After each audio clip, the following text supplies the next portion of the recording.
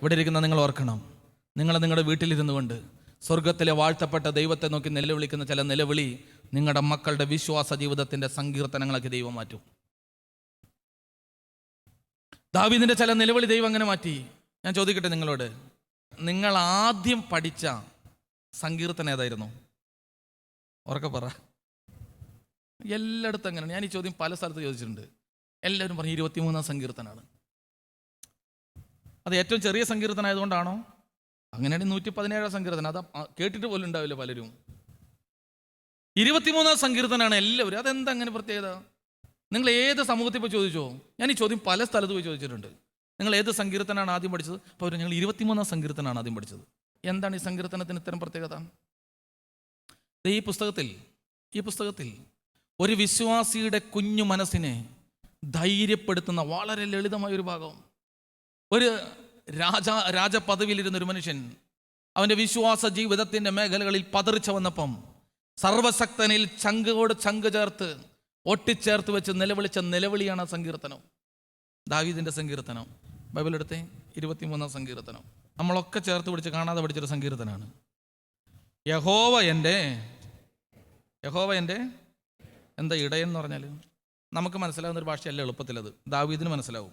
ദാവീദിന് മനസ്സിലാകുന്നത് പോലെ നമുക്ക് മനസ്സിലാവില്ല. കാരണം ദാവീദ് ഒരു ആട്ടിടയനായിരുന്നു. അപ്പോൾ ഇടയൻ എന്ന് പറയുന്നതിൻ്റെ ആ പവർ, അതിൻ്റെ ഇൻറ്റഗ്രിറ്റി, അത് ദാവീദിന് നന്നായിട്ട് മനസ്സിലാവും. തന്നെ ഏൽപ്പിച്ചിരിക്കുന്ന ആടുകൾക്ക് താൻ എങ്ങനെയാണ് എന്ന് ദാവീദിനറിയാം. നല്ല ആട്ടിടയനായിരുന്നു. ഇടയൻ്റെ പ്രത്യേകത അറിയോ? ഓരോ ആടിനെയും നന്നായിട്ട് ശ്രദ്ധിക്കും ഇടയൻ. അതാണ് യേശു കഥയൊക്കെ പറയുമ്പോൾ ഓരോ ഇടയന് 100 ആടുണ്ടായിരുന്നു അല്ലേ? വൈകുന്നേരമായപ്പോൾ ഒന്നിനെ കാണാണ്ട് പോയപ്പോൾ പെട്ടെന്ന് മനസ്സിലായി. 99 വിട്ടിട്ട് ഒന്നിനെ ഓടിച്ചെന്നു എന്നൊക്കെ പറയുന്ന അത്രയ്ക്ക് ഇടയനും ആടും തമ്മിലുള്ള ബന്ധം വളരെ വലുതാണ്. യോഹന്നാൻ 10 വായിക്കുമ്പോൾ അറിയാം, എൻ്റെ ആടുകൾ എൻ്റെ സ്വരം ശ്രവിക്കുന്നു, അന്യൻ്റെ ശബ്ദം അറിയാത്തതുകൊണ്ട് അവർ അന്യനെ അനുഗമിക്കുന്നില്ല. അത്ര ബന്ധമാണ് ഇടയനും ആടും തമ്മിൽ. ഇടയൻ മുമ്പിൽ നടക്കും, ആടുകൾ പിന്നിൽ നടക്കും. അങ്ങനെയാണ്. നമ്മുടെ ഇവിടുത്തെ പോലെയല്ല. നമ്മുടെ ഇവിടെ അങ്ങനെ പോയാൽ ആടിൻ്റെ വഴിക്കും പോകും, ഇടയൻ്റെ വഴിക്കും പോകും അല്ലേ? പക്ഷെ അവിടെ അങ്ങനെയായിരുന്നില്ല. ഇടയനൊരു ശബ്ദമൊക്കെ ഉണ്ടാക്കി മുമ്പിൽ പോകും, ആടുകൾ ഇങ്ങനെ അതിൻ്റെ പുറകിൽ ഇങ്ങനെ പോയിക്കൊണ്ടിരിക്കും. എൻ്റെ ആടുകൾ എന്നെ അനുഗമിക്കും, വേറെ പോവില്ലത്. അത്രയ്ക്ക് ബന്ധമാണ്. ഉടനെ ഇയാൾ പറയാണ്, എൻ്റെ ആടുകൾക്ക് ഞാൻ എങ്ങനെയായിരുന്നു അതിനേക്കാൾ ശ്രേഷ്ഠമായ രീതിയിൽ യഹോവ എൻ്റെ ഇടയനാണ്. ഇനി അവസ്ഥ ഓർക്കണം. ജീവിതം നഷ്ടപ്പെട്ട്, കൊട്ടാരം നഷ്ടപ്പെട്ട്, ഒറ്റപ്പെട്ട്, മരണഭയത്തിൽ, അടുത്ത നിമിഷം മരണമാണ് മുമ്പിൽ. അബ്സാലോമിൻ്റെ വാളാണോ ശത്രുവിൻ്റെ വാളാണോ ആരുടെ വാളാണ് കഴുത്തിൽ വീണെന്ന് അറിയാൻ മേല. കൂരിരുട്ടിൻ താഴ്വരയിൽ, മരണം നിഴൽ വീണ താഴ്വരയിൽ കൂടി ഈ മനുഷ്യൻ പോവുകയാണ്. അടുത്ത നിമിഷം മരണമാണ്. അങ്ങനെ പോകുമ്പോൾ അയാൾ പറയാണ്, യഹോവ എൻ്റെ, എനിക്കൊന്നിനും കുറവില്ല, ഒന്നിനും മുട്ടില്ല, ഒന്നിനും കുറവില്ല. അടുത്തത്, പച്ചയായ പുൽത്തകിടിയിൽ അവിടുന്ന് എനിക്ക് വിശ്രമം അരുളുന്നു. അവസ്ഥ ഓർക്കണം. എന്താന്ന് അവസ്ഥ ഓർക്കണം. ഇരിക്കാൻ ഇരിപ്പിടയില്ലാത്ത അവസ്ഥയിലെത്തിയിട്ടുണ്ട് ദാവീദ്. അപ്പോൾ അയാൾ പറയാണ്, പച്ചയായ പുൽത്തകിടിയിൽ എന്നെ കിടത്തും. ആടെപ്പോഴാ കിടക്കുന്നേ? വിശന്ന് പൊരിഞ്ഞിരിക്കുമ്പോൾ ആട് നല്ല പുൽത്തകിടി പോയിട്ട് കിടക്കുമോ? അത് തിന്ന് തൃപ്തിപ്പെട്ട ഇളനാമ്പൊക്കെ കടിച്ച് ഇനി എല്ലാം തിന്ന് ടേസ്റ്റൊക്കെ തീർന്ന് കഴിയുമ്പോൾ, വയറ് നിറഞ്ഞ് സമൃദ്ധമായി കഴിയുമ്പം പുൽത്തകിടി പോയി കിടക്കും അല്ലേ? അല്ലെങ്കിൽ പുൽത്തകിടി അത് ചവിട്ടി ശരിയാക്കും. അത് തിന്ന അതിനെ മുഴുവൻ തൃപ്തിപ്പെടുത്തും. അയാൾ പറഞ്ഞതിൻ്റെ അർത്ഥം മനസ്സിലായോ? പച്ചയായ പുൽത്തകിടി, ഉണക്ക നിലത്തുകൊണ്ട് കിടത്തുന്നല്ല, എൻ്റെ ദൈവം എന്നെ തൃപ്തിപ്പെടുത്തും. അവസ്ഥ മനസ്സിലാക്കണം. ഒന്നുമില്ലാത്ത ഒരാളാണ്, എല്ലാം തകർന്നു പോയി. ഒന്നുമില്ലാത്ത അവസ്ഥയിൽ പറയുകയാണ്, യഹോവ എന്നെ പച്ചയായ പുൽത്തകിടിയിൽ കിടത്തും. അടുത്തത്, പ്രശാന്തമായ ജലാശയത്തിലേക്ക് അവിടുന്ന് എന്നെ നയിക്കുന്നു. ശാന്തമായ ജലാശയത്തിൽ എന്നുവെച്ചാൽ ആടിന് ആ കാലഘട്ടത്തിൽ വെള്ളം കുടിക്കാൻ പോകണം എന്തെല്ലാം ശ്രദ്ധിക്കണം എന്നറിയോ? ഇടയിനില്ലാത്ത ഒരാടിന് ചെന്നായി എപ്പോഴാണ് വരുന്നത്, കാട്ടുമൃഗങ്ങൾ എപ്പോഴാണ് വരുന്നത്.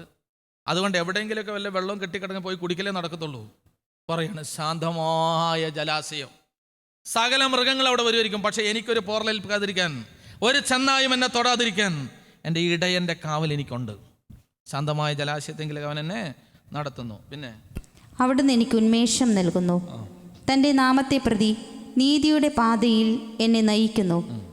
മരണത്തിൻ്റെ നിഴൽ വീണ താഴ്വരയിലൂടെയാണ് ഞാൻ നടക്കുന്നതെങ്കിലും അവിടുന്ന് കൂടെയുള്ളതിനാൽ ഞാൻ ഭയപ്പെടുകയില്ല. അടുത്തത്, ഞാൻ ഇതിനെക്കുറിച്ചും കൂടെ പറയുമ്പോൾ ക്ലാസ് തീരുകയാണേ. അവിടുന്ന് കൂടെയുള്ളത് കൊണ്ട് ഞാൻ, അടുത്ത വാക്ക് പറഞ്ഞേ ഒന്നോടെ, അവിടുന്ന് കൂടെയുള്ളത് കൊണ്ട് ഞാൻ. ഇപ്പം ഭയമുള്ള എല്ലാ മനുഷ്യരും പ്രാർത്ഥിച്ചോളണം. അതുകൊണ്ട് നമ്മൾ ഈ സങ്കീർത്തനം ചൊല്ലുന്നത്. ഈ ഭൂമിയിൽ ജീവിക്കുന്ന എനിക്ക് നിങ്ങൾക്കെല്ലാം പലതരത്തിലുള്ള ആകുലതകളും ഭയവും. ഈ സങ്കീർത്തനം ചൊല്ലി പ്രാർത്ഥിക്കുമ്പോൾ ഈ സംഭവം വിട്ടുപോവും. ഈ സങ്കീർത്തനത്തിന് അങ്ങനെ ഒരു അഭിഷേകമുണ്ട്. ഏത് അവസ്ഥയിലാണോ നമ്മൾ ആകുലപ്പെട്ടിരിക്കുന്നത്, വിശ്വാസത്തോടെ ഈ പ്രാർത്ഥന ചൊല്ലി നോക്കുക, നമ്മളെ ബന്ധിച്ചിരിക്കുന്ന ആ ഭയം വിട്ടുപോകും. അതുകൊണ്ടാണ് നമ്മുടെ പിതാക്കന്മാർക്കൊക്കെ ഇത് അറിയായിരുന്നു. അവർ പറഞ്ഞു ഇത് ചൊല്ലിപ്പടിക്ക്, പ്രാർത്ഥിക്കുക. ആദ്യത്തെ ആകുലത ഭയമാണ്. ആദം പാപം ചെയ്തപ്പോൾ ആദ്യം കയറി വന്ന ആകുലതയാണ് ഈ ഭയം. അതിനുമ്പ് അങ്ങനെ ഒരു സംഭവം ഉണ്ടായിരുന്നില്ല. അത് മാറിപ്പോകും യഹോവയെ ആരാധിക്കുമ്പം. ഞാൻ ഭയപ്പെടില്ല, അവിടുന്ന് കൂടെയുള്ളത് കൊണ്ട്. എന്താണ് യഹോവയുടെ സാന്നിധ്യം ഇയാൾ അറിഞ്ഞത്? ഞാൻ പെട്ടെന്ന് പറയാം കേട്ടോ. നിങ്ങൾ ഓർക്കുക, ദാവീദ് മരണത്തിൻ്റെ നിഴൽ വീണ താഴ്വരയിൽ കൂടി പോകുന്ന, ഒരു സംരക്ഷണവും ഇല്ലാത്ത, പടനായകന്മാരില്ലാത്ത, മന്ത്രിമാർ കൂടെ ഇല്ലാത്ത, എന്തിന് അന്തപുരത്തിലെ രാജ്ഞിമാർ വരെ തള്ളിക്കളഞ്ഞ, ജന്മം കൊടുത്ത മക്കൾ വരെ പടവാൾ ഓതിക്കൊണ്ടിരിക്കുന്ന, ഷിമയെ പോലുള്ള പ്രിയപ്പെട്ട പ്രജകളെ ശാപവാക്കുകൾ ഉച്ചരിച്ചു കൊണ്ടിരിക്കുന്ന ഒറ്റപ്പെട്ട ഒരു രാജാവ്. അയാൾ പറയുകയാണ് യഹോവ എൻ്റെ കൂടെയുണ്ട്. എങ്ങനെയാണ് യഹോവയുടെ കൂടെയുള്ളത്? ചില അനുഭവങ്ങൾ അയാൾ പറയുന്നുണ്ട്. ഞാനത് പറയാനത് പറഞ്ഞത്. യഹോവ എങ്ങനെയാണ് കൂടെ ഇരിക്കുന്നത്?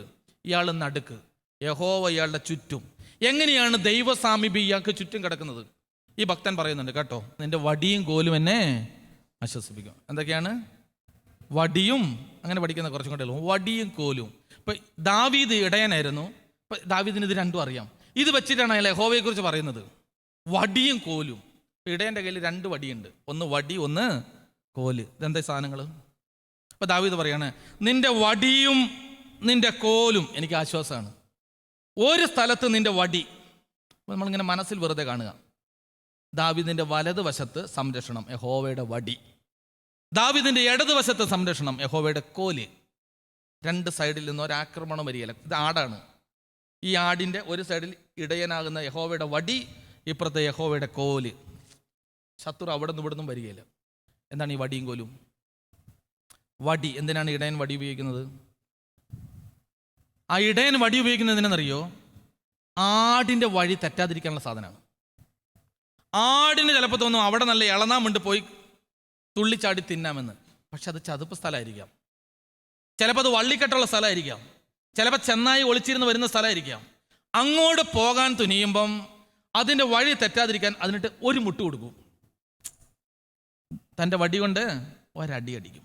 അപ്പോൾ ദാവീദ് പറയാണ്, എൻ്റെ ജീവിതത്തിൽ ചില അടിയൊക്കെ എനിക്ക് കിട്ടിയിട്ടുണ്ട്, ചില അടിയൊക്കെ എനിക്ക് കിട്ടിയിട്ടുണ്ട്. അത് യഹോവയുടെ വടിയായിരുന്നത്. എന്തിനാണെന്നറിയോ? എന്നെ ശിക്ഷിച്ചതല്ല, എന്നെ ശിക്ഷണത്തിൽ കൊണ്ടുപോയതാണ്. എന്നെ നശിപ്പിക്കാനല്ല, രക്ഷയുടെ വഴിയിൽ ഞാൻ ചെന്ന് ചേരാൻ വേണ്ടി, വഴി തെറ്റാതിരിക്കാൻ വേണ്ടി തന്ന ചില മുട്ടുകളാണ് അതൊക്കെ. എല്ലാം മനസ്സിലായോ? ഇപ്പോൾ ഇവിടെ നിന്ന് ധ്യാനത്തിനിരിക്കുന്ന ഓരോ മകനും മകളും മനസ്സിലാക്കണം, ചില അടിയൊക്കെ കിട്ടിയില്ലേ? ചിലത് കിട്ടിയിട്ടില്ല ജീവിതത്തിൽ. അത് യഹോവയുടെ വടിയായിട്ടാണ് ദാവീദ് പറഞ്ഞത്. അന്നേരം അടി കിട്ടിയത് കൊണ്ട് രക്ഷപ്പെട്ട്, അന്നേരം ആ രോഗം വന്നതുകൊണ്ട്, അന്നേരം ആ കടവാരത്തിൽ ചെന്ന് പെട്ടത് കൊണ്ട്, അന്നേരം ആ പ്രതിസന്ധി വന്നത് കൊണ്ട് നാളെ നമ്മൾ പറയും. പ്രിയപ്പെട്ടവർ, എൻ്റെ ജീവിതത്തിൻ്റെ ഇന്നലകൾ നോക്കുമ്പോൾ എനിക്ക് നന്നായിട്ടറിയാം, അന്ന് അയ്യോ എന്ന് നിലവിളിച്ച പല സ്ഥലവും നല്ലതായിരുന്നു.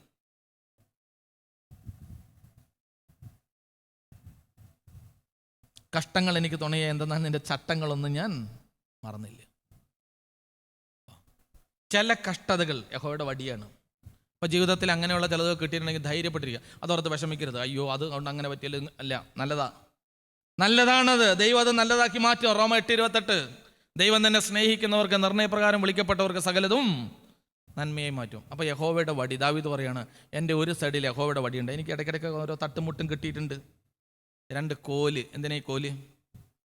ഇടയൻ്റെ കയ്യിൽ ഒരു കോലുണ്ട്, കണ്ടിട്ടുണ്ട്? ഇങ്ങനെ അറ്റം ഇങ്ങനെ വളഞ്ഞിരിക്കുന്ന, ഈ നല്ല ഇടയൻ്റെ ചിത്രമൊക്കെ വരയ്ക്കുമ്പോൾ അതിനകത്തുണ്ട് ഇങ്ങനെ അറ്റം ഇങ്ങനെ വളഞ്ഞിരിക്കുന്ന ഒരു കോല്. അതെന്തിനത്? ഈ ആടുകൾക്ക് ഇടയ്ക്കൊരു സൂത്രമുണ്ട്. ഈ ആടുകൾക്ക് ഈ കുസൃതി മുട്ടിക്കഴിയുമ്പോഴേ ഈ ആടുകൾ ഏതിലെങ്കിലുമൊക്കെ പോയി തുള്ളിച്ചാടി നടക്കും. അപ്പോൾ ചില ആടുകൾ ചതുപ്പിൽ പോയി വീഴും. ചതുപ്പിൽ വീണ് കഴിഞ്ഞാൽ പിന്നെ ഇടയൻ ആ ചതുപ്പിലേക്ക് ഇറങ്ങി ഇതിനെ കോരാൻ പറ്റത്തില്ല. ഇടയനും ആ ചതുപ്പിൽ താണു പോകും. അപ്പോൾ ആടിനെ ഇടയൻ എന്ത് ചെയ്യുന്നറിയോ? ഈ കോല് കൊണ്ട് തോണ്ടി വലിച്ചിങ്ങെടുക്കും. അതാണ് ദാവീദ് പാടിയതല്ലേ? എങ്ങനെ പാടിയത്? എന്നെ ചെളിയിൽ നിന്നെടുത്തിട്ട് ഉറച്ച പാറമേൽ നിർത്തി, അല്ലേ?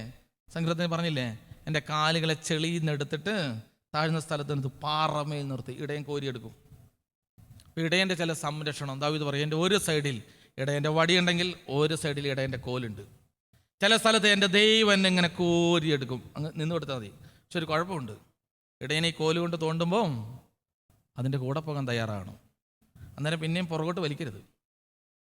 ദാവീദ് പറഞ്ഞു ഞാനുണ്ട്. അപ്പോൾ രണ്ട് സൈഡ് സംരക്ഷണമായി. ഒരു സൈഡിൽ എന്തുണ്ട് പറഞ്ഞേ? വടി. ഒരു സൈഡിൽ എന്തുണ്ട്? യഹോവയുടെ കോലും യഹോവയുടെ വടിയും. ഈ രണ്ട് സൈഡ് സേഫായി. ദാവീദ് അതിൻ്റെ ഉള്ളിൽ നിന്നുകൊണ്ട് പറയണേ, യഹോവ എൻ്റെ ഇടയൻ. ഇനി മുൻവശം എൻ്റെ ശത്രുക്കളുടെ മുമ്പിൽ അവിടുന്ന് എനിക്ക് വിരുന്നൊരുക്കുന്നു. മതി. അടുത്തത്, ഇനി ശത്രു മുമ്പിൽ കൂടെ എന്നെ തല്ലിക്കൊല്ലാൻ വേണ്ടി വരും. പീഡകളായിട്ട് ശത്രു വരും. അപ്പോൾ യഹോവ എന്ത് ചെയ്യുന്നറിയോ? അവിടെ ഒരു സംരക്ഷണം എടുത്ത് വെക്കും. എന്താണ്? എൻ്റെ ശത്രുക്കളുടെ മുമ്പാകെ അവിടെ നിന്ന് എനിക്ക് മേശ ഒരുക്കി വെക്കും. മേശയിൽ വിരുന്നൊരുക്കി വെക്കും ശത്രുവിൻ്റെ മുമ്പിൽ. എന്ന് വെച്ചാൽ എൻ്റെ അർത്ഥം എന്താ? മേശപ്പുറത്ത് വിളമ്പി വെക്കും. എന്ത്? ചില ദാനങ്ങൾ. എന്ന് വെച്ചാൽ അർത്ഥം എന്താ അറിയോ? ശത്രു മുമ്പിൽ എന്നെ ഭയപ്പെടുത്താൻ വരുമ്പം ഞാൻ ശത്രുവിനെ അല്ല കാണുക, പകരം തമ്പുരാൻ തന്ന ദാനങ്ങൾ എടുത്തങ്ങ് വെക്കും, മുമ്പിലെടുത്ത് വെക്കും. ദൈവം തന്നതെടുത്ത്. അതാണ് സ്തോത്രഗീതം, സ്തോത്ര ജീവിതം. ദൈവം, അതാണ് ഞാൻ നേരത്തെ പറഞ്ഞത്, ഇന്നലകളിൽ ദൈവം ചെയ്തത് ഞാൻ ഓർക്കും. മുമ്പിൽ ദൈവം തന്ന ദാനങ്ങൾ ഓരോന്നെടുത്ത് ഓർക്കും. നിങ്ങൾ ഈ ധ്യാനം കൂടി ഇരുന്ന് പ്രാർത്ഥിക്കുമുണ്ടല്ലോ, ദൈവമേ ഞങ്ങളുടെ കഷ്ടത എന്ന് പറഞ്ഞല്ല നിലവിളിക്കേണ്ടത്. കർത്താവ് തന്ന നന്മകൾ ഓരോന്നെടുത്ത് വെച്ച് പ്രാർത്ഥിക്കും. ദൈവം നിങ്ങൾക്ക് എന്തോ ഒരു നന്മ തന്നിട്ടുണ്ട്. എല്ലാ നന്മയും തന്നിട്ടുണ്ടോ? ഉണ്ടോ? ഇല്ല. ഒരിക്കലും ഒരു ധ്യാനത്തിന് ഇരുന്നപ്പം ഞാനിങ്ങനെ ധ്യാനത്തിന് ഇങ്ങനെ പങ്കെടുക്കുകയാണ്. അടുത്തിടയ്ക്ക് വലിയ പഴക്കമൊന്നും ആയിട്ടില്ല. അപ്പോൾ ധ്യാനം നടത്തുന്ന അച്ഛൻ വിളിച്ച് പറഞ്ഞു, ദൈവം നിങ്ങൾക്ക് തന്ന നന്മകൾ ഓർത്ത് കണ്ണീരോടെ പ്രാർത്ഥിക്കാൻ പറഞ്ഞു. എനിക്ക് ആ വാക്ക് ഇഷ്ടപ്പെട്ടില്ല. ദൈവം നിങ്ങൾക്ക് തന്ന നന്മകൾ ഓർത്ത് കണ്ണീരോടെ പ്രാർത്ഥിക്കാൻ പറഞ്ഞു. അപ്പം നന്മകൾ ഓർത്ത് പ്രാർത്ഥിക്കാൻ നേരത്ത് കണ്ണീരൊന്നും വന്നില്ല. സത്യത്തിൽ എനിക്ക് ഒരു കണ്ണീരും വന്നില്ല. നന്മകൾ ഒത്തിരി ദൈവം തന്നിട്ടുണ്ട്. ഒത്തിരി സാമ്പത്തിക പ്രയാസം ഉണ്ടായിരുന്നു, കർത്താവ് അവിടെ സഹായിച്ചു. ഒത്തിരി പലതരത്തിലുള്ള മാനവ സംഘർഷങ്ങളുണ്ടായിരുന്നു, ദൈവം അവിടെയൊക്കെ സഹായിച്ചു. പല പ്രാവശ്യം നമ്മൾ നന്ദി പറഞ്ഞിട്ടുണ്ട്. പക്ഷേ ഈ മനുഷ്യൻ പറഞ്ഞ വാക്ക് ഇങ്ങനെയാണ്, നിങ്ങൾ കണ്ണീരോടെ നന്ദി പറയണം. ഞാൻ നോക്കുമ്പോൾ പലരും കരഞ്ഞു തന്നെ പ്രാർത്ഥിക്കുന്നുണ്ട്. എനിക്കങ്ങനെ കണ്ണീര് വരുന്നില്ല. കണ്ണീര് വന്നോ എന്നൊന്നും സ്വർഗത്തിൽ ചെല്ലുമ്പോൾ ചോദിക്കും, നീ പ്രാർത്ഥിക്കാൻ നേരത്തെ എത്ര ലിറ്റർ കണ്ണീര് വന്നു? ഇതൊന്നും അല്ല ആയിരിക്കില്ല ഘടകം. പക്ഷെ എന്താണ്, നമ്മുടെ ഉള്ളി തട്ടിയൊന്നും വന്നില്ല. നന്ദി പറയും. ധ്യാനമൊക്കെ കഴിഞ്ഞപ്പോൾ ഞാനിങ്ങനെ ആലോചിച്ചു, എന്താ ദൈവം എൻ്റെ യോഗ്യതയില്ലായ്മ തന്ന യോഗ്യതകളെ ഓർത്ത് എനിക്കെന്താ അത്ര ഒരു നിറവ് വരാതിരുന്നത്? അങ്ങനെ ഇപ്പോൾ എപ്പോഴും അങ്ങനെയൊക്കെ ഞാനങ്ങ് ചിന്തിച്ചങ്ങ് പോവാണ്. അങ്ങനെ ഒരു ദിവസം ഞാൻ പള്ളിയിലിരിക്കുമ്പോൾ ഒരു 2-3 ആഴ്ച ഇങ്ങനെ ഇടയ്ക്ക് മനസ്സിലിങ്ങനെ ചിന്തയൊക്കെ വന്ന് പള്ളിയിലിരിക്കുമ്പം ഒരു വൈകുന്നേരം ഒരു സഹോദരി എന്നെ ഫോൺ വിളിച്ച് എന്നോട്, അച്ഛൻ എവിടെയുള്ള? ഞാൻ പറഞ്ഞു പള്ളിയിലുണ്ട്. അച്ഛൻ ഞങ്ങളുടെ വീട് വരെ ഒന്ന് വരാമോ? ഞാൻ ചോദിച്ചു, ഇപ്പം തന്നെ വരണോ? ഇനി കുടുംബ വീട്ടിനൊക്കെ അല്ല, അച്ഛനൊന്ന് വരികയാണെങ്കിൽ വലിയ ഉപകാരം, ഇപ്പം ഒന്ന് വരണോ? അച്ഛൻ എന്തേ കാര്യം എന്തേ? അച്ഛൻ ഇവിടെ ഭയങ്കര വഴക്കാണ്. എന്നെ കാരണം? എൻ്റെ ചേട്ടൻ സമ്മതിക്കുന്നില്ല. എന്താണ്? ഇപ്പോൾ പറയാണ്, ചേട്ടൻ ഇങ്ങനെ നിർബന്ധം പറയുകയാണ്. എന്താണെന്നറിയോ? ഒരു ഉരുള ചോറ് വേണം, വേറൊന്നുമില്ല. ഒരു ഉരുള ചോറ് വേണം. പക്ഷെ ആ ചോറിനൊരു പ്രത്യേകതയുണ്ട്. മോരൊഴിച്ച് കുഴച്ച ഒരു ഉരുള ചോറ് കോഴിയിറച്ചിയുടെ ചാറിൽ മുക്കി കിട്ടണം. ഒരു ഉരുള മതി, വേറെ ഒന്നും വേണ്ട. ഇതാണ് വിഷയം. ബഹളത്തോട് ബഹളം വീട്ടിൽ. പുള്ളി സമ്മതിക്കുന്നില്ല. ഒരു ഉരുള ചോറ് മോരൊഴിച്ച് കുഴച്ചുരുട്ടിയത് കോഴിയിറച്ചിയുടെ ചാറിൽ മുക്കിയ ഒരു ഉരുള ചോറ് ഈ ചേട്ടന് വേണം. ഈ ചേച്ചി ഇട്ട് കൊടുക്കത്തില്ല. ചേച്ചി കരഞ്ഞോണ്ട് വിളിക്കുക, അച്ഛനൊന്ന് വന്നു. ഞാൻ ചെന്ന് കഴിഞ്ഞപ്പോൾ ഈ പുള്ളി രോഗിയാണ്, കിടക്കുകയാണ്. ഒരു ഉരുള ചോറ് വേണം. അപ്പോൾ ചേച്ചി പറഞ്ഞു, കൊടുക്കുകയല്ല അച്ഛാ. എന്താ കാര്യം എന്നറിയോ? അന്നനാളെ മുഴുവൻ ക്യാൻസറാണ്, മൊത്തം പൊളിഞ്ഞ് ചീഞ്ഞിരിക്കുകയാണ്. 2-3 ദിവസം മുമ്പ് അവല് പാലിലിട്ടത് വേണമെന്ന് നിർബന്ധം പിടിച്ച്. അപ്പോൾ ഈ ചേച്ചി അവസാന ആഗ്രഹം എന്ന് കരുതിയിട്ട് പാല് പഞ്ചസാരയൊക്കെ ഇട്ടിട്ട് അവലിൽ കുതിർത്തി ഒരു കുഞ്ഞു സ്പൂണിലെടുത്ത് വായിലിട്ട് കൊടുത്ത് അതിലൊരു 2 വറ്റം കണ്ട് ഇതിൻ്റെ എവിടെയോ പോയി കുടുങ്ങി. ആകെ പ്രശ്നമായി, ചുമ ഇതായി. ആംബുലൻസ് വിളിച്ച് ഹോസ്പിറ്റലിൽ കൊണ്ടുപോയി. ഡോക്ടർ പറഞ്ഞു, ഇനി മേലിൽ ഇങ്ങനത്തെ ഒരു ആഹാരം കൊടുത്തേക്കരുത്, മേലിൽ ഇങ്ങനത്തെ ആഹാരം കൊടുത്തേക്കരുത്. ചേച്ചിയെ കുറേ വഴക്ക് പറഞ്ഞു. ഈ മനുഷ്യൻ അനുഭവിച്ച വേദന അത്ര ഭീകരമാണ്. പക്ഷെ കുറച്ച് ദിവസം കഴിഞ്ഞപ്പോൾ പുള്ളിക്ക് കൊതിയാണ് നാവിൻ തുമ്പിൽ. മോരൊഴിച്ച് കുഴച്ച കോഴിയിറച്ചിയുടെ ചാറിൽ മുക്കിയ ഒരു ഉരുള ചോറ്. അപ്പോൾ ഈ ചേട്ടൻ എന്നോട് പറഞ്ഞു, അച്ഛൻ അവളോട് പറ, ഞാൻ ഇറക്കില്ല, തുപ്പിക്കോളാം. ഈ കീമോതെറാപ്പിയൊക്കെ ചെയ്തിട്ടേ നാവിൻ തുമ്പിൽ ഒരു രുചിയില്ല, പക്ഷെ കൊതിയാ, തുപ്പിക്കോളാം. അപ്പോൾ ചേച്ചി പറഞ്ഞു, എൻ്റെ അച്ഛാ, പ്രിയപ്പെട്ടവരെ, ഞാൻ പറഞ്ഞു ഇച്ചിരി എടുത്തോണ്ട് വാ. ഈ ചേച്ചി എടുക്കാൻ പോയപ്പോൾ ഈ മനുഷ്യൻ കഴിച്ചൊന്നുമില്ല, എടുത്തോണ്ട് വന്നിങ്ങനെ പുള്ളി ഇങ്ങനെ തൊട്ട് ഇതെല്ലാം കൂടെ ഒന്ന് തൊട്ടിട്ട് നാവിൻ തുമ്പിൽ വെച്ചിട്ട് മതി എന്ന് പറഞ്ഞ്. സത്യത്തിൽ ഞാൻ മാറി നിന്നിട്ട് നിലവിളിച്ച്. ഞാൻ മാറി നിന്നിട്ട് ഒറ്റ കരച്ചിൽ കരഞ്ഞ്. അവർ കാണാണ്ട്. എന്താ കാരണം എന്നറിയോ? എത്ര ഉരുള ചോറ നമ്മൾ ഒരു നന്ദിയും പറയാതെ തിന്നുന്നത്. അപ്പം എനിക്ക് മനസ്സിലായി 3 ആഴ്ച മുമ്പ് ഞാൻ ചോദിച്ചുള്ളൂ, എന്താ ഇപ്പം എത്ര നന്ദി പറയാനിരിക്കുന്നത്. ശരിക്കും പറഞ്ഞാൽ എന്നെ മനസ്സിലാക്കാൻ വേണ്ടിയിട്ടാണ് പുള്ളിയുടെ നാവിൻ തുമ്പിൽ ടേസ്റ്റ് കൊണ്ടുവന്നേ. എന്തൊരു ഉരുള ചോറാണ്, നന്ദി പറയാനില്ലേ? ദാവീദ് പറഞ്ഞു, ശത്രുക്കളുടെ മുമ്പിൽ ഞാൻ വിരുന്ന് മേശ എടുത്ത് വെക്കും. അതാണ് ദൈവവിളി. എൻ്റെ ദൈവം എനിക്ക് തന്നത് എടുത്തു വെക്കാനുണ്ടോ? അവനോ ചിന്തിച്ചു നോക്കുക. ഞങ്ങൾക്ക് എന്തോരം ഉണ്ട്. കർത്താവ് തന്നു. നമുക്കിപ്പോഴും പറയാനുള്ളത് പരാതികളുടെ കൂമ്പാരങ്ങളാണ്. അതില്ല, ഇതില്ല, അങ്ങനെയില്ല, ഇങ്ങനെയില്ല, അത് കിട്ടി, ഇത് കിട്ടി, തമ്പുരാൻ അങ്ങനെ ചെയ്തു. സഹോദര, വിരുന്ന് മേശ എടുത്ത് വെക്ക്. ദൈവം വിളമ്പിയ വിരുന്നെടുത്ത് മുമ്പിൽ വെക്ക്. ദാവീദ് പറയാണ്, പ്രത്യക്ഷമായ ഒന്നും എൻ്റെ വിശ്വാസത്തെ കെടുത്തത്തില്ല. നേരെ വന്ന ഒരു ശത്രുവിനും എൻ്റെ വിശ്വാസത്തെ കെടുത്താൻ കഴിയില്ല. എൻ്റെ വിശ്വാസത്തിന്റെ ഉറപ്പിൻ മുമ്പിൽ തമ്പുരാൻ വിളമ്പിയ നന്മകൾ ദേ. പറയൂ ഹല്ലേലൂയ, ഹല്ലേലൂയ, ഹല്ലേലൂയ. പിന്നെ ശത്രു വരാൻ സാധ്യത എവിടെ നിന്നാണ്? ഒരു സൈഡിൽ വടി, ഒരു സൈഡിൽ കോല്, ഒരു സൈഡിൽ നന്മ, അല്ലേ? വിരുന്ന് ദൈവം തന്ന ദാനങ്ങൾ. ഇനിയിപ്പോൾ എവിടെ നിന്ന് ശത്രു വരിക? പറ. ഈ പുറകിൽ നിന്നുള്ള കുത്താണ് ഒരിക്കലും സഹിക്കാൻ പറ്റാത്ത, അല്ലേ? പുറകിൽ നിന്നുള്ള കുത്ത് നമ്മൾ ഒരിക്കലും താങ്ങില്ല. നമ്മൾ വിചാരിച്ചതാണോ നമ്മുടെ പങ്കാളി നമ്മളോട് ഇങ്ങനെ ചെയ്യുമെന്ന്?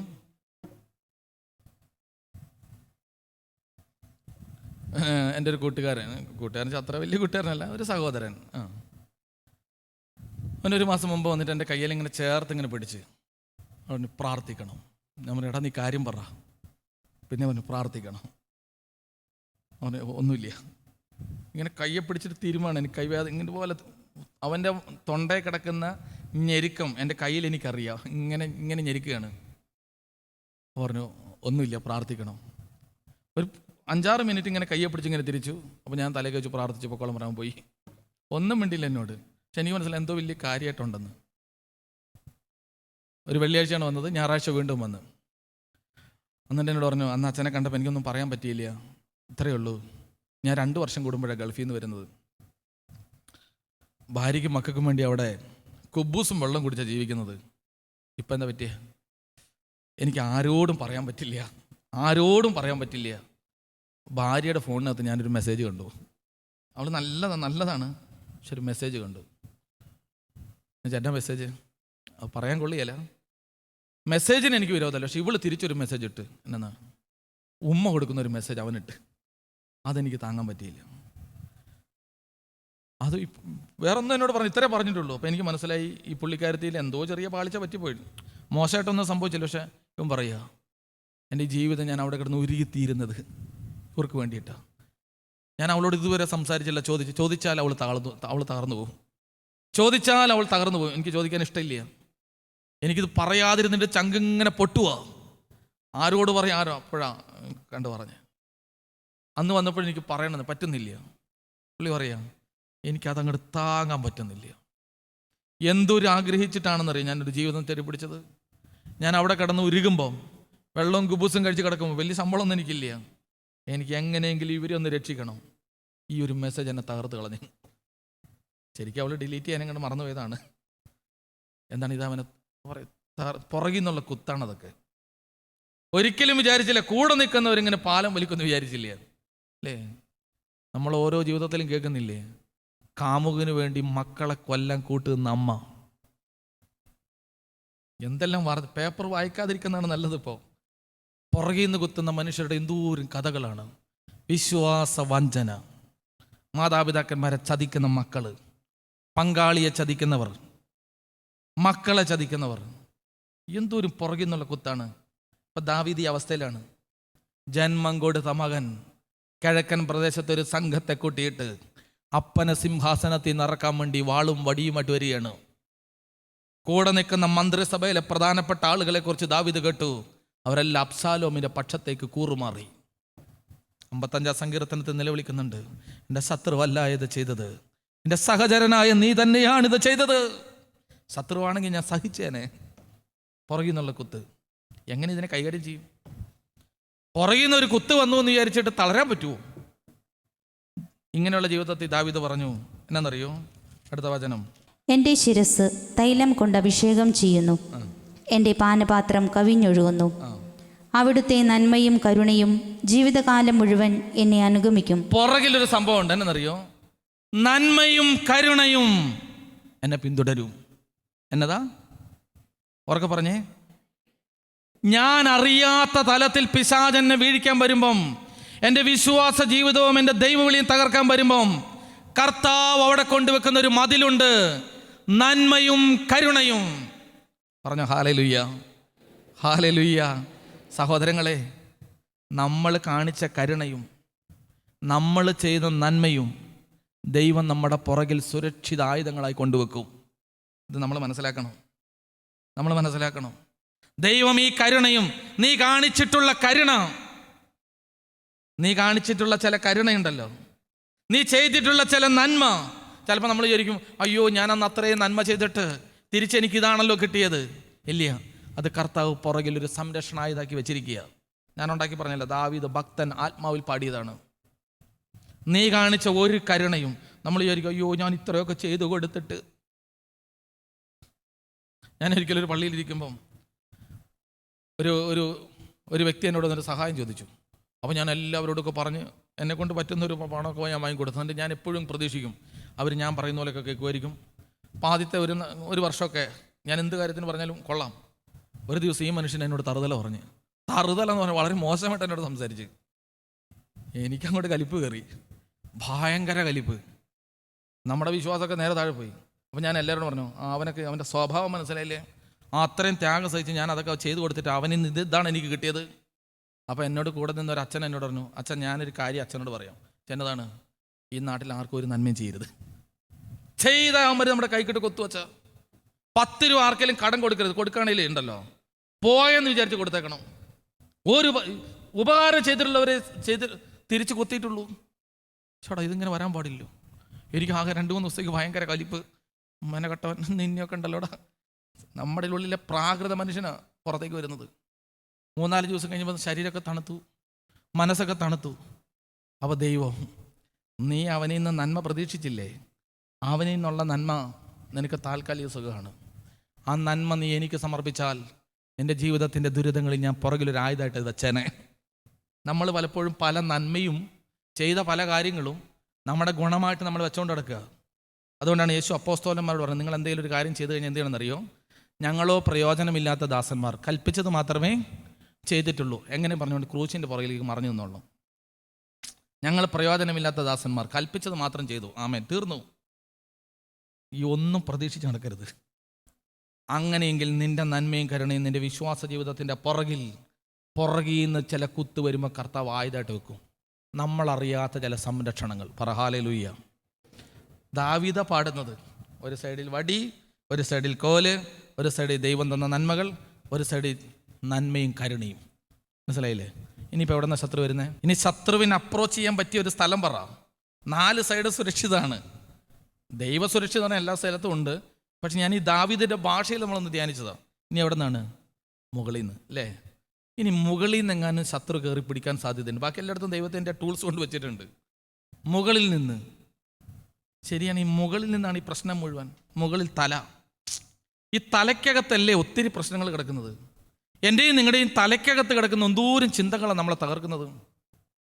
ഈ തലയാണ് പ്രധാനപ്പെട്ട വിഷയം. ഈ തലയ്ക്കകത്ത് അങ്കുരിച്ച് വരുന്ന പലതുമാണ് നമ്മളെ നശിപ്പിക്കുന്നത്. ഈ തലയ്ക്കകത്ത് ശരിയായത് തോന്നണം. ഈ തല വലിയ പ്രശ്നമാണ്. ഇതിൻ്റെ അകത്ത് കിടന്ന കെമിസ്ട്രി വലിയ പ്രശ്നമാണ്. നമ്മുടെ അനുഭവങ്ങൾ മുഴുവൻ ഇതിനകത്തേക്ക് കേന്ദ്രീകരിച്ചിട്ട് ഇതിൽ നിന്നാണ് വരുന്നത്. അപ്പോഴാണ് ദാവീദ് പറഞ്ഞത്, എൻ്റെ തല എണ്ണ കൊണ്ട്, കണ്ട, എൻ്റെ തലയെ താൻ എണ്ണ കൊണ്ട് അഭിഷേകം ചെയ്തു. ഇപ്പൊ ദാവീദിന്റെ തലയിൽ എണ്ണ. ഏതെണ്ണ? ദൈവത്തിൻ്റെ എണ്ണ. അതേതാണ്? ഈ എണ്ണയുടെ പേരാണ് പരിശുദ്ധാത്മാവ്, ദൈവത്തിൻ്റെ ആത്മാവ്. ദൈവത്തിന് ഹിതമുള്ളത് മാത്രമേ ഈ തലയ്ക്കകത്ത് ചിന്തിക്കുള്ളൂ. വേറെ എന്ത് വന്നാലും ഈ എണ്ണയുടെ അഭിഷേകം ഉള്ളതുകൊണ്ട് പോയി പോവും. തലയിലൊരു അഭിഷേകമുണ്ട്. എന്തോ ഒരു സാധനങ്ങളാണ് നമ്മുടെ തലയിൽ കൂടെ കയറി വരുന്ന ഓരോ ദിവസവും. നിങ്ങളുടെ തലയിൽ കൂടെ അങ്ങനെ വരാറുണ്ടോ? ഇല്ലച്ചാ, ഞങ്ങളുടെ തലയിൽ ഇഗ്നാത്യോസ് ബാവ ചിന്തിക്കുന്നതും മറിയാം ചിന്തിക്കുന്നതും മാത്രമേ വരാറുള്ളൂ, അല്ലേ? ഈ ലോകത്തിൽ എന്തോ ഒരു സാധനങ്ങളാണ് നമ്മുടെ തലയിൽ കൂടെ കൂടുകൂട്ടി വരുന്നത്. ഒരു താത്വികം പറഞ്ഞിട്ടുണ്ട്, തലയുടെ മുകളിൽ കൂടെ ഒത്തിരി പക്ഷി ഇങ്ങനെ പറന്നുകൊണ്ട് പോകും, ഒന്നും തലയ്ക്കകത്ത് കൂടുവെക്കാൻ സമ്മതിക്കരുത്. ഈ ലോകത്തിൽ നമ്മൾ ചിന്തിക്കുമ്പോൾ ഈ ലോകത്തിൻ്റെ ഒത്തിരി സ്വഭാവങ്ങളും താല്പര്യങ്ങളും ശക്തികളും നമ്മുടെ ഇന്ദ്രിയങ്ങളിലൂടെ കയറി ഇറങ്ങിപ്പോവും. പക്ഷേ ഈ എണ്ണയുടെ അഭിഷേകം ഉണ്ടാകണം. ഈ ആത്മാവിൽ കിട്ടിയത്, ഈ വചനത്തിൽ കിട്ടിയത് അഭിഷേകം ചെയ്യണം. ദാവീദ് പറയാണ്, എൻ്റെ തല എണ്ണ കൊണ്ട് അഭിഷേകം. ഇതാണ് ദൈവവിളി, ഇതാണ് അയാളുടെ ഉറപ്പ്. അടുത്തത്, ഇനിയിപ്പോൾ അവിടെ നിന്ന് ശത്രു വരിക താഴേന്ന്, അല്ലേ? താഴേന്ന്. ഇപ്പോഴേ ദാവീദ് പറഞ്ഞത്, ഞാൻ യഹോവയുടെ ആലയത്തിൽ, അല്ലെങ്കിൽ ഞാൻ ശാശ്വത ഭുജങ്ങളിലാണ്, ഞാൻ എൻ്റെ കർത്താവിൻ്റെ കയ്യിലാണ്. ഒന്ന് ആലോചിച്ച് നോക്കിയ ദൈവമക്കളെ, ഇങ്ങനെ ജീവിതം വെച്ചു കൊടുക്കുന്ന ക്രൈസ്തവ ജീവിതമാണ് നമ്മുടേത്. നമ്മൾ തുടക്കത്തിൽ തൊട്ട് പറഞ്ഞു, ക്രിസ്തുവിൻ്റെ പുനരുത്ഥാനത്തെ പണം കൊണ്ട് അടച്ചു വെച്ചപ്പം ക്രിസ്തുവിൻ്റെ പുനരുത്ഥാനത്തെ ജീവൻ കൊടുത്ത് വീണ്ടെടുത്ത ക്രൈസ്തവ ജീവിതം. ഈ ജീവിതം അങ്ങനെ വിട്ടുകൊടുത്തിട്ട് ക്രിസ്തുവിൻ്റെ സാക്ഷിയാകുക. ആ സാക്ഷ്യത്തിൻ്റെ സംരക്ഷണം ദാവീദ് വിളിച്ചു പറഞ്ഞു, വടിയും കോലും, നന്മയും കരുണയും, മേശയും വിരുന്നും, തൈലവും ശാശ്വത ഭുജവും, ദൈവമേ എന്നെ കാത്തുകൊള്ളണമേ. പ്രാർത്ഥിക്കാൻ പറ്റണം. കണ്ണുകളടയ്ക്കുക, ഏറ്റവും മൗനമായിട്ട് പ്രാർത്ഥിക്കുക. വൃഥായിരിക്കരുത്. നിങ്ങൾ അധികം ഒന്നും പ്രാർത്ഥിക്കണം എന്നല്ല ഞാൻ പറഞ്ഞത്, പക്ഷെ തലയ്ക്കകത്തേക്ക് ദൈവത്തിൻ്റെ സ്നേഹം കിട്ടാൻ വേണ്ടി പ്രാർത്ഥിക്കുക. കർത്താവേ, അങ്ങേക്ക് വേണ്ടി എന്നെ നിലനിർത്തണമേ. അവിടുത്തെ വടിയും കോലും, അങ്ങ് തന്ന നന്മകളും, അങ്ങയുടെ നാമത്തിൽ ഞാൻ ചെയ്ത സൽപ്രവർത്തികളും, അവിടുത്തെ ആത്മാവാകുന്ന എണ്ണയും, അവിടുത്തെ ശാശ്വത ഭുജവും എന്നെ പൊതിയണമേ. അവനവൻ്റെ ജീവിത സാഹചര്യങ്ങൾ വിട്ടുകൊടുത്ത് പ്രാർത്ഥിക്കുക. കർത്താവേ, എൻ്റെ ജീവിതത്തിൻ്റെ ചുറ്റുമുള്ള മുഴുവൻ സാഹചര്യങ്ങളെ ഞാൻ അങ്ങയുടെ കരങ്ങളിൽ സമർപ്പിക്കുന്നു. നിങ്ങളുടെ ഈ ഭൂമിയിലെ ജീവിതത്തിൻ്റെ ചുറ്റുപാട് മുഴുവൻ ദൈവത്തിന് ഏൽപ്പിച്ചു കൊടുക്കുക. നിങ്ങളുടെ ചുറ്റുമുള്ള മുഴുവൻ സാഹചര്യങ്ങളെ സമർപ്പിക്കുക. സാമ്പത്തിക പ്രതിസന്ധി എന്ന് പറയുന്ന ഭാരം, രോഗം, നിരാശ, കുടുംബത്തിലെ പ്രതിസന്ധികൾ, പിശാച് നിങ്ങളുടെ ജീവിതത്തിന്മേൽ, വിശ്വാസത്തിൻ്റെ വേരിന്മേൽ കോടാലി വെച്ചിരിക്കുന്ന എല്ലാ വാതിലുകളെയും കർത്താവിൻ്റെ മുമ്പിലേക്ക് വെച്ച് കൊടുക്കുക. ഒരു ശക്തനായ പടയാളിയെപ്പോലെ ദൈവം നിങ്ങളെ ശക്തിപ്പെടുത്തട്ടെ. കർത്താവേ, ഞങ്ങളുടെ പ്രാർത്ഥന കേൾക്കണമേ. യോർദാൻ നദിയുടെ കുത്തൊഴുക്കിൻ്റെ അടിയിൽ ഏലീശയുടെ ഭൃത്യൻ്റെ കോടാലി വീണുപോയി. ഒരു കമ്പെടുത്ത് ഏലീശ യോർദാനിലെ വെള്ളത്തിന്മേൽ എറിഞ്ഞു. അപ്പോൾ ആ വെള്ളത്തിന്മേൽ ആ കോടാലി പൊങ്ങി വന്നു. കർത്താവായ യേശുവേ, ഏലീശ എറിഞ്ഞ കോടാലി വിശ്വാസത്തിൻ്റെ ഒരു പ്രാർത്ഥനയായിരുന്നല്ലോ. ഈ ദൈവാലയത്തിനകത്ത് ഈ മക്കൾ ഹൃദയത്തിൽ നിറയുന്ന ഓരോ പ്രാർത്ഥനകളും അവരുടെ ജീവിതത്തിൻ്റെ നന്മകളുടെ മുകളിലൂടെ ഒഴുകുന്ന യോർദാൻ്റെ കുത്തൊഴുക്കുകളുടെ മുകളിൽ അനുഗ്രഹമായിട്ട് ഉയരണമേ.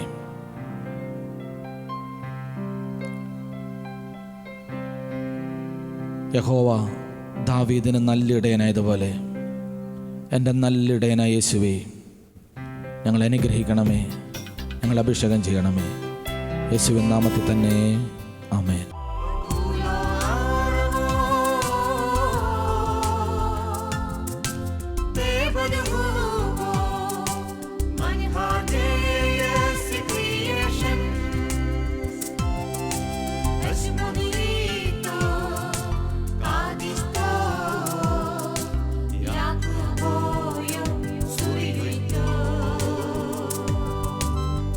Bye.